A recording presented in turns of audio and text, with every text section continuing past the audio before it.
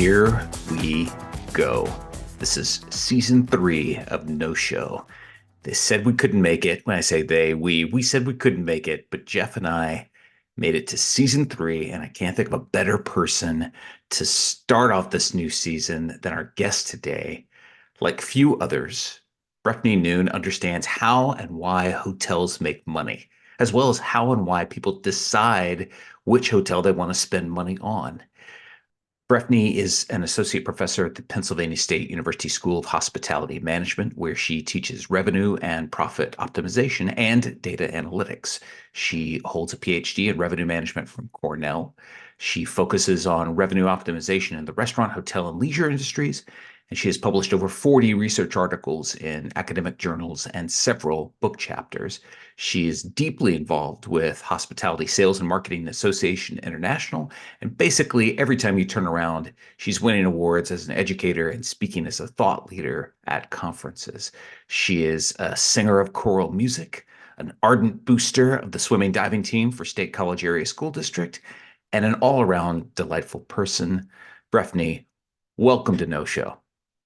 Thank you for that lovely introduction, and it's lovely to be here. Let's go big. Let's start big. First question. Can't think of a better person to answer this. What's the state of the union for the hotel industry as we start 2024? I'll talk about it through a consumer lens, I think. And I think that the biggest opportunity lies for companies that can truly deliver value to consumers. You know, we were lucky coming out of the pandemic that we saw that even though discretionary spending was getting cut, there was resilience in terms of spending on travel and leisure. But we also saw from various studies that were done that there is, while people are still willing to spend, they are much more cost conscious than they were before. So, you know, when I view it through a consumer lens or a consumer paradigm, what I really think is they're looking for the right value. So they're willing to spend, but you've got to give the experience back. And I think as an observer of how the industry has recovered since the pandemic, and we've had such great fortune with ADRs and so on and so forth, you know, we've had struggles with things like from an operations point, so staffing and so on. So I think what concerns me moving forward is you've got this conflict where you're trying to either maintain or increase ADRs, but you've got to deliver the value, which means from an operations perspective, you got to get it together. So I think that's where both the opportunity and the challenge lies. You know, can you deliver the value? And if you can, I think that's where the real opportunity is. Do you think hotels get that? Or do you think they're still playing catch up? I think there's a challenge to catch up because even when individuals realize it, you're still relying on operations to be able to deliver the staffing levels and so on to create the experience for the guests. So I think there is great awareness. It's just how do we make sure that we staff up and train in such a way that we can actually deliver those memorable experiences for people? In the teens, and probably began a little bit prior to that, luxury was becoming diluted. And the difference between a luxury hotel and a full service hotel was hard to tell. And then you saw in COVID, the price in luxury just doubled and tripled in some cases. And I think what you just described, I agree that if there's a theme coming into 24 for luxury hotels to keep the pricing elevated at the levels that are profitable now, that service standard is going to have to match the expectation. Yes. No doubt. So, Breffni, one of the hottest topics of 23, resort fees. I think we have reached kind of the end of the line here on this. And I can share why I think so, but who cares what I think? What do you think? Okay, so this is an interesting one. I had the good fortune to speak at a New York chapter HSMAI luncheon event. I actually co-spoke. STR was presenting, Amanda Height was presenting from STR, and she was talking about the numbers and how we're doing and the great ADRs and so on. And then my job was to talk about it from again, kind of given my bent sometimes, you know, the consumer end and value. And one of the hot topics at that luncheon was resort fees. And, one of the things that I shared with the participants at that luncheon was, when I put on my revenue management hat, it makes sense. Resort fees are wonderful because they bring in all that incremental revenue with very little cost going out the other side. So there's a lot of upside to it. But the other side of it is, marketing research has shown two things. It's shown that people don't like resort fees because they're just averse to what we call partition pricing. So that's where a price is divided like into several components, but the components can't be bought separately. So when they can't be bought separately and they've no choice but to pay all of the component pieces, they would rather pay a bundle price than pay separately. So they're already averse to partition pricing. And the other thing they're averse to is choice. They don't like not having choice. Autonomy is really important to people. So, my take on it is, if you are going to go ahead and you're going to stick with resort fees, you've got to think about it from the perspective of, how do we overcome those barriers? Well, you can't in terms of the partitioned rates, but you can with the autonomy. How do you make fees more palatable? Well, can you give anybody any choice, and how do you provide the value, right? So it often strikes me when I come across destination or resort fees, and I kind of think, okay, when this package of amenities was being put together, first of all, are they actually amenities that people value? And if they are amenities that people actually value, like, is it particular market segments? Is there a particular persona that the amenities hold value for different individuals? So, I would challenge hotel operators, if they're going to stick with these resort or destination fees, to really have a hard look at them and say, okay, who exactly values the amenities that we're putting on this list? Is there any reason why you can't give people a choice? Like, all you give us is a list of amenities. Very often we don't have the time. We've got an inflexible schedule. There are things that we don't like. So I think there's a few things. If they're not going away, which was your question, Jeff, are they going to disappear? If they don't, you got to make them more palatable. Do they make sense? Are you giving them any choice at all? Why can't you give people a choice? Give them 10 things and let them pick 5. And then the other thing is coming back to operations. And again, this is from personal experience and looking at people's reviews of properties. You give us a food and beverage credit. You've got restricted hours on F&B because you don't have the staffing for it. And then when your F&B facilities are open, the quality isn't always there. Yet you force me to use those facilities. So if you don't have the operations to support the amenities and people don't care about them, you're going to continue to get the degree of resistance, I think, that we've had so far. There are a lot of consumers who feel like the resort fees are just an amalgamation of things that you're already throwing in the hotel just to juice your rates. Hey, well, let's put some workout machines in a room. Let's throw some bagels out in the morning, open the pool up for 2 hours. Here you go. Here are all your amenities. And it's stuff that the property was probably already going to do anyway. But now it's an excuse for them to kind of throw it on a list and say, see, here you go. Here, give us an extra $30 versus just be more transparent about it. I think we're at the end of this, though, because what's happening in California, or happened in California. Yeah. First up, Jeff, what exactly is going on in California? California legislators passed a bill that all fees, non-government fees, must be included in the presented price for any shopping to a California consumer. So it's not just hotels in California. It's a pretty aggressive approach. So essentially, what Marriott and Hyatt did last year, which was include those fees in the price. It's insisting that anybody selling to a Californian already do what those two are already doing. So this means essentially OTAs are going to have to join unless they decide that they can do a good enough job and it would be worth serving different prices to California IP addresses, which the complexity of doing that, it's a pretty foolish thing to think anybody's really going to go out and try to do that. So In a lot of ways, we see California do these things where you legislate it in California like they did with pork or something, and it becomes national law effectively if you want access to the California market.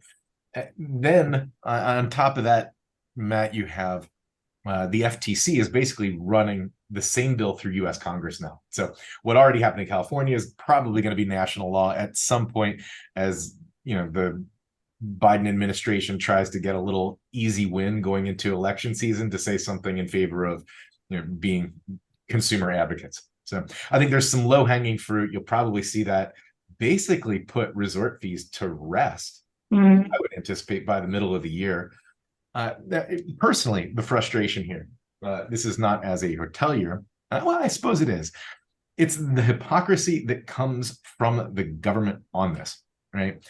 They demand transparency for all but themselves. So taxes and fees that are issued by a governing body are exempt from being transparent.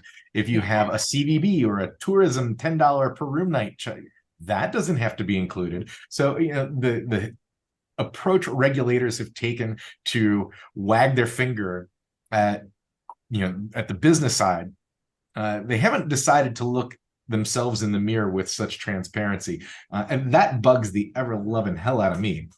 Even with something though like Marriott, so when you say they have to declare it as part of the price, you mean that instead of the rate being $250 plus 35, they're now advertising it as $285?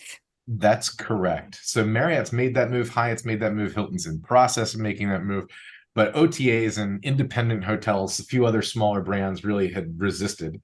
Don't you wonder then, so the way people look at prices online now, so let's say for all those properties that it's listed separately, right? So you do your search and you see that Marriott's $250, and then it's really $285.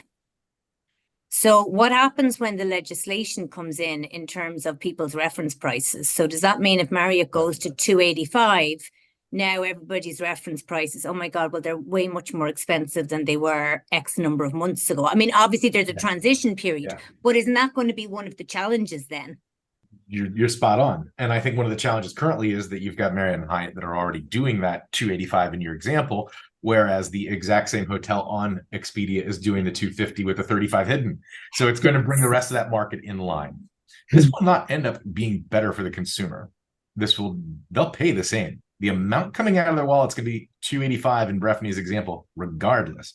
What's going to be better is transparently upfront, right? I think that'll improve relations a lot, reduce frustration both on the operator and the consumer side of things. But I think what you'll see, Breffni, is that the $285 will stand, but the pickleball court and the breakfast and the muffins that are laid out, those will go away. We want to talk a little about surge pricing in a minute, but first, it's Penn State. You work at Penn State, so we have to talk about sports. It's mandatory. It's the law. And Jeff and I have been talking a lot recently about the NCAA's impact on local communities, especially in relation to surge pricing strategies. Money, newsflash, dominates college football, but there's not a ton of research on college football's overall effect on tourism, which I think is strange. Every weekend, every fall, football fans travel and tailgate, stay in hotels and eat at local restaurants. And all that money comes into these local economies. And I think because it's so local, it's quite hard to see it in the aggregate, see it countrywide. On top of that, you've got, the regionalism of collegiate sports, which is still one of the great drivers of brand loyalty. And it's the closest thing I think America has really to like a European soccer model where big and small teams have deeply emotional rivalries with competitors who essentially live just down the road. According to a 2022 study for the frankly awesomely named Happy Valley Adventure Bureau, Penn State home football games alone generate $87 million in revenue and support 4,500 jobs and bring in about 1.7 million people to the area each fall. However, Penn State, of course, is in the Big Ten, which will soon see a major tectonic shift when University of Southern California, UCLA, University of Washington, University of Oregon all join the conference. Those teams will be playing way past their old geographic borders. And I guess we're wondering, are UCLA fans going to show up and spend money the same way that Ohio State fans are in Happy Valley. First up, this is a lot of long preamble here, but first up, have you ever seen an economic measurement of the impact college football has on college towns? Not beyond the type of data that Happy Valley Adventure Bureau put out last year. And just to add to that, so that was direct spend and multipliers, but there is also 267 million from Penn State Intercollegiate Athletics payroll and spending that goes into the community. While there's not been any study that I know of beyond that most recent one done by Happy Valley Adventure Bureau, the impact is extremely significant. Average hotel prices tend to triple on football weekends in the fall. There must be a better study, because I just saw that Travel and Leisure Company with Sports Hospitality Ventures was in the news. They announced last fall that they're going to introduce a new concept for a network of sports-themed resorts using Sports Illustrated as the brand. Not surprisingly, first location is going to be in Tuscaloosa. The business model here, somebody there did the kind of research that the three of us are talking about, because 150 room hotel in the Dominican seems like an odd place to put one, but they also have sites in Ann Arbor for University of Michigan. Orlando is going to be a big, huge hotel, 400 to 500 rooms under this Sports Illustrated concept. They're going to get 8 hotels in the next 5 years and 20 over the next 10. So there's got to be a real market for this place. And it reminds me a bit of like the Graduate hotels, right? If you I was going to say Graduate. Excel in this marketplace to do that, you have to be great at surge pricing. You make all your money for a whole year in that business. And Breffni, I don't know if you see this in the restaurant side in Happy Valley, but the hotels can make their full year's revenue or watch it go sour on the basis of about 4 or 5 weekends out of the whole year. Oh, absolutely. They rely on it. Every business does. It's not just hotels, it's restaurants, it's all the merchandising stores. Jeff made a cogent point that the Alabamas and the Penn States of the world are beyond time zones, that they're essentially national and some might argue global teams. Television money it's what's fueling all this change. We see why this is happening, but the actual effect on the towns themselves and the regions, I think that's going to play out in unexpected ways. I think there's certain markets that are going to be sort of change proof. Then I think, as we see UCLA people traveling to Pennsylvania and vice versa, I don't know how that's going to shake out the way that it has when you could drive 7 hours from Columbus, Ohio to be at the game and then drive back the next day. One of the things that drives our biggest games here is, you spoke of rivalries at the start of the show, and you think of the rivalries, Michigan, Iowa State, Ohio State. They're the big ones, Ohio State and Michigan. We've got nearly 107,000 capacity in our stadium. Well, they fill it up to about, that's their official capacity, but they fill it up to about 110 on those games, okay? Now, we are going to play, I believe we're going to play Ohio State this coming season in 2024. So that's grand for that big game. But we're not going to play Michigan again. We've played them every year since 2012, and we're not slated to play them again until 2027. So that rivalry that brings not just the Michigan people, but it brings a bigger Penn State audience. I would wonder, with that rivalry going away, it's not just looking to see the other team bring supporters. It actually has to do with the amount of supporters from Penn State that come to a game. Just to give you an idea, and you were talking about surge pricing, so that kind of ties in here. Without naming the hotel company, this is a brand, it's a select service hotel downtown, okay? On a regular weekend, so let's take, I don't know, September 21st. No, September 14th. It's a bye week, so there's no game in town. The rate is $317 at that property. The first game, opener home game, is against Illinois, and they're selling at $899 right now. And then the UCLA game is October 5th. The lowest available rate in that property right now is $1,014 per night with a 2-night minimum. So, because I am curious, and I was curious, and I've spoken to a few hoteliers in town. They're not quite sure. They think there's a huge novelty value with this new team coming in, and they think that it'll be a lot of Penn Staters coming back to see Penn State playing this new team on home turf. But certainly the way they're pricing right now, they're pricing at the tippy top. Like, we play Ohio State November 2nd. That same property is selling at $9.99 for Ohio State. And then the next weekend, which is the 9th of November, Washington again is new, and they're still selling at $9.99 for them too. I think there must be a lot of faith in the market that these new teams, at least in the starting years, are going to draw in this novelty, the audience from a novelty perspective.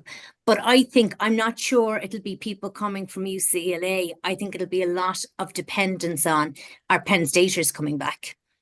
Well, I think there's going to have to be some impact just because of the transportation. Once that novelty effect that I think you're right, once that wears off, the flights, you're going to have Oregon and Penn State in the same conference. And flights from University Park Airport to and from Eugene, Oregon are not going to make, that a sustainable triple for either group. No, I tell you what, Jeff, the way I see it is that, the home games, and I think about it from a home game perspective, because this is the economy I'm in, I think we'll benefit with that, definitely with that novelty effect. I think we're going to be able to, like, they're obviously expecting it in town if they're selling it over $1,000 a night for a select service property. But I think you're absolutely right. The feasibility of people traveling across the country when they're in a community that is serviced by an airport that does not have direct flights. It's almost as if college towns were pioneers in the idea of surge pricing. Going back to when Sherry Kimes started doing research on revenue management practices, what we found was, what she found back in the day, and this applies to hotels, restaurants, and so on. Once people become familiar with the practice, they're much more accepting of it and much more willing to pay. Yeah. And you see that in our town. Everybody knows you could come in on a no-name Saturday in October and pay $300, and then you'll come in on a football weekend and be forced into a 2-night minimum with $1,000 rate per night. And they're filling the hotels because familiarity, once it's there, people are willing to pay the prices. And don't forget as well, the stadiums are also using like demand-based pricing in terms of and variable pricing in terms of, sections within the stadium. You're paying X amount to sit in the zone at the 50-yard line, and you're paying something else for the nosebleeds. And then we also do variable pricing on parking here too, depending on what section you're in around campus, because there's so many parking sections, you're paying something different. So everybody's accustomed to it. So you don't see, when I say you don't see resistance, you're still filling hotel rooms, you're still filling restaurants, you're still filling Airbnb and VBRO properties, and you're still filling the parking lots and the stadium. You mentioned the Airbnb and VBRO. The Sports Illustrated Resorts announcement said that they're going to get into, because there is great demand for branded residential units that are not in the luxury class, because that's where most of the Ritz-Carlton residences, the Four Seasons residences, right? You don't see a ton of that product down market, if you will, but exactly what you're talking about is a main component of this new business model with Sports Illustrated Resorts. You see people in college towns, especially, who are property owners, and they plan to go back to their alma mater 3, 4, 5 times a year. Yeah. But if they can use those weekends with the big games, with parents' weekend, with graduation weekend, if they can park that inventory 3 or 4 weekends a year on the big surge prices on the market, they can cover their mortgage for an entire year on that vacation. Yeah.